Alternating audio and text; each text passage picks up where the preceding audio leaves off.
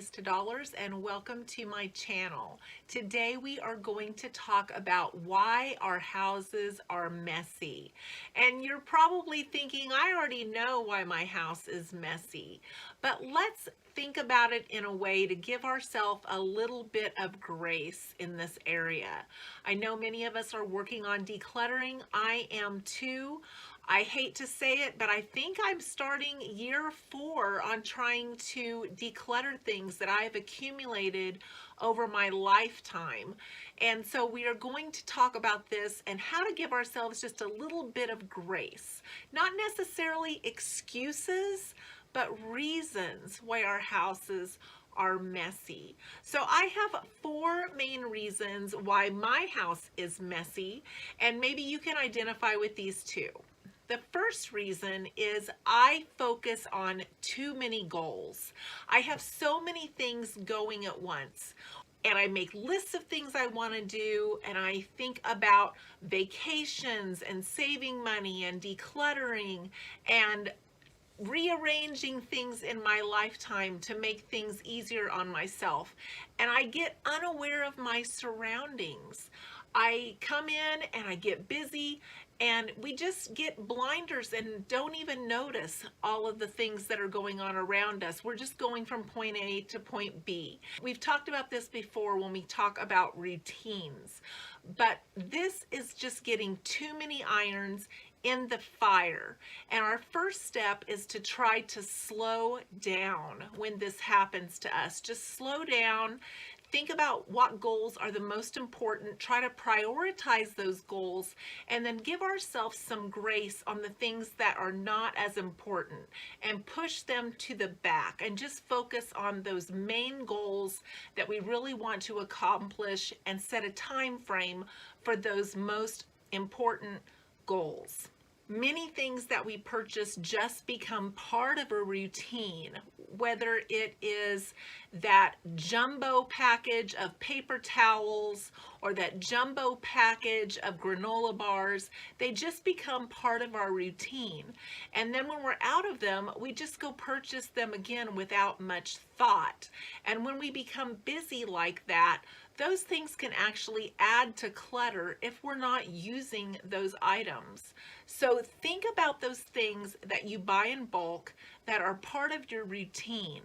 Can you cut some of those out to lessen some of the clutter in your household? Figure out what you're really using and what you're not using, and then cut those out. The second one is maybe we are depressed or sad. Maybe we're empty nesters like me. Maybe you're struggling with some other issues, maybe some deaths in the family or some family that you're caring for. All of those things are very, very difficult, and they can make us depressed. And we have to figure out how to maneuver through those rough patches in life and not let them totally derail us. But those things in our life can make things like our house being messy not even matter. And then when our house is messy, it actually adds to that depression and that sadness. So if we can try to keep a little bit of routine going in those areas, keeping our dishes washed, keeping our floors swept, keeping our laundry done, just those little remnants of routine can keep our house picked up a little bit more so that it doesn't add to our depression and our sadness. And once you focus on doing some of those things, or if you can work it into your time to remove some things from your household that are not necessary anymore, this will actually make you start to feel better. It really does feel good when those things leave your house and you have more space. I promise you it will. You get an emotional attachment to things. Things that when we really sit down to think about it, the emotional attachment is to the memory or to the people that are attached to that memory. They're not actually to that item many times. So if we can begin to see things for what they really are, as things, and realize which things actually hold value to us because we use them, we cherish them, and which things are just stuff in our visual environment. We can remove those items and start seeing the things that actually hold value. And that will make us feel so much better, because in our visual sight are all of the things that we love, that we value, that we want to be in our house. The third reason is we have just too much stuff. And that stuff brings stress with it. Stress to move it, to clean it, to dig through it, to dig behind it, to store it, to take it with us when we move. Those things bring us down and bring us stress when we have too much stuff. So when you're decluttering, start with that easy stuff. Start with the stuff you know you don't want. The stuff you know you don't want to move with you if you move again. The stuff that you know holds no value. It is just visual clutter. And get that out first. Try to have a one is enough philosophy. One blender, one item that does the same thing.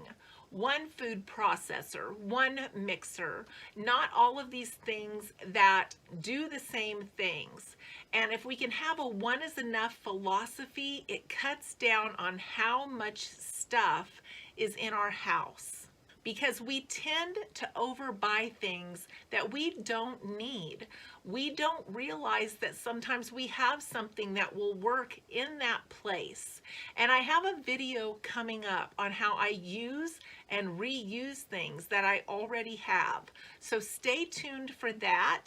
I really enjoy reusing things that I have so that they don't become clutter and they don't become trash. And those things actually bring me a lot of joy, because I'm not a super creative person, but if I can figure out a way to be creative with something I already have so that it isn't clutter, then it's really a fun thing for me to do, and I enjoy looking at that item. Many times our stuff is just out of sight, out of mind. Even if it's within our sight, it's out of mind. It's not a priority. We don't think about it, but it's there. It's always there.